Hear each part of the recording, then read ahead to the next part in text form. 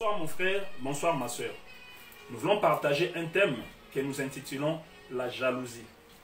Et la jalousie, par définition, nous la définissons étant un mauvais sentiment qui pousse souvent l'homme à ne pas supporter les bonheurs des autres. Or, si nous méditons la Bible, nous nous rendrons compte que le mot jalousie a plusieurs sens dans la Bible. Par exemple, si nous allons au livre de Deutéronome, chapitre 6, verset 15, là, nous voyons notre Dieu se présenter devant les enfants d'Israël, étant un Dieu jaloux. Par là, il voulait simplement le faire comprendre que, en dehors de lui, ils n'ont pas droit d'adorer un autre Dieu. Donc, autrement dit, il était sévère, il était exigeant vis-à-vis d'eux en ce qui concerne l'adoration accordée à lui-même. Et si nous descendons encore au livre des Galates, chapitre 5, versets 19 à 21, là, la Bible nous parle d'un certain nombre des œuvres de la chair, parmi lesquelles on nous parle aussi de la jalousie. Et c'est de cette jalousie-là que nous voulons évoquer ce soir. Et pour les développer, je nous demande de prendre nos Bibles au livre de Genèse, chapitre 37, versets 9 à 11. Là, la Bible nous parle du rêve qu'avait fait Joseph. Et dans ces rêves, la Bible nous dit ceci. Il avait vu le soleil, la lune et 11 étoiles venir se prosterner devant lui. Et après avoir fait ses rêves, la Bible nous dit, il est parti les raconter et à ses frères et à son père.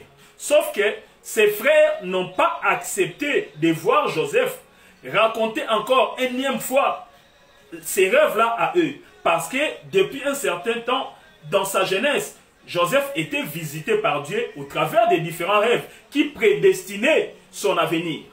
Et mon frère, ma soeur, la Bible nous dit ceci, non seulement ses frères l'avaient rejeté et haï davantage, mais son père aussi lui dira, si je peux paraphraser, mon fils, tu es cinglé ou pas? Donc toi tu veux dire, le soleil, la lune et les 11 étoiles qui représentent ma mère, et pardon, ta mère à toi, moi ton père et tes 11 frères. Donc tu veux dire que nous devons venir nous prosterner devant toi. Toi tu es cinglé ou pas mon fils? Arrête avec ce que tu dis.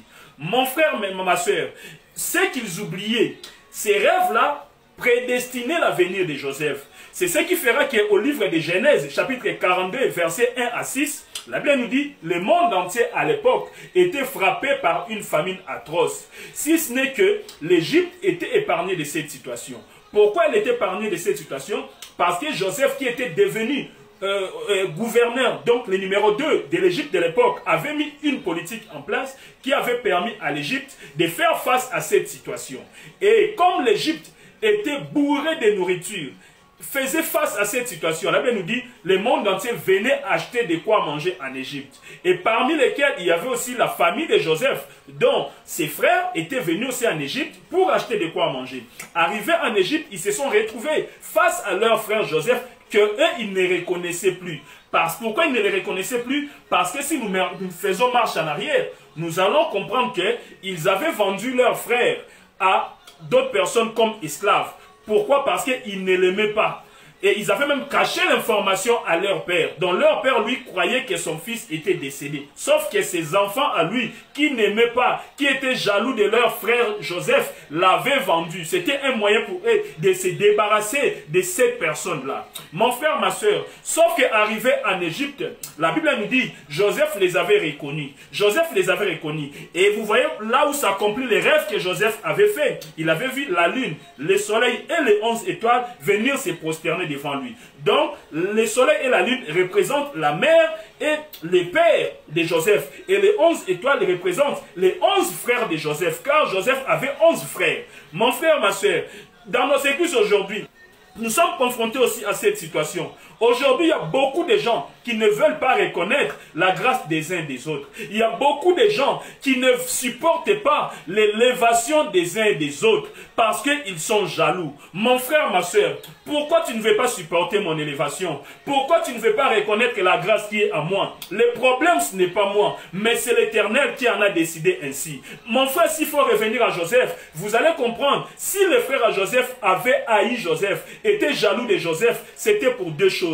Premièrement, parce que le père à Joseph aimait beaucoup Joseph, plus que tous ses enfants. Pourquoi il l'aimait? Parce que la Bible nous dit qu'il l'avait eu à un âge avancé. Et deuxièmement, pourquoi il n'aimait pas Joseph? Parce que Dieu, le créateur de l'univers, avait prévu un avenir meilleur, une destinée meilleure pour Joseph. Voilà pourquoi ils n'ont pas supporté de voir Joseph dans cette situation. Mon frère, peu importe ce que je suis, peu importe la grâce de Dieu qui coule et qui se dégage à moi, le problème ce n'est pas moi, mais c'est l'Éternel qui a porté son choix sur moi. C'est l'Éternel qui a décidé ainsi sur ma vie. Pourquoi tu es en train de m'haïr? Pourquoi tu es en train de me jalouser? Le problème ce n'est pas moi, mais c'est l'Éternel. Et dans notre société respective, on voit aussi des personnes qui, quand quelqu'un est dans la souffrance, ils viennent l'entourer, ils viennent compatir à sa situation, soi-disant, non, ils souffrent ensemble avec lui. Mais sauf que la même personne, si Dieu la tire de cette situation, si Dieu la sort de cette situation, vous verrez les mêmes personnes qui prétendaient compatir à sa souffrance,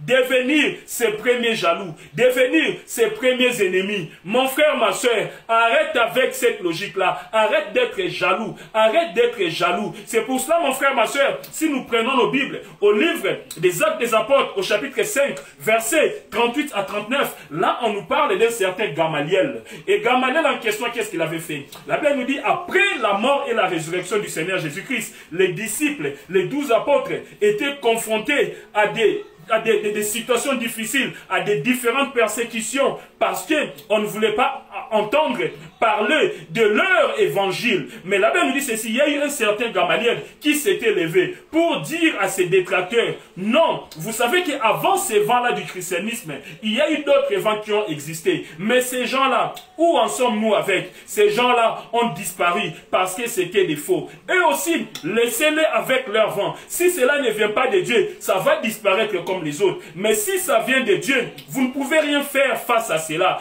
Car personne ne peut combattre contre Dieu et gagner. Voilà, mon frère, ma soeur, toi qui es jaloux. Tu me combats pour rien. Tu combats mon ministère pour rien. Tu combats ma destinée pour rien. Tu combats mon mariage pour rien. Tu combats mon travail pour rien. Tu combats ce que je suis pour rien. Le problème, c'est le Dieu qui m'a fait grâce. Sois béni, mon frère. Sois béni, ma soeur. Et arrête avec la jalousie.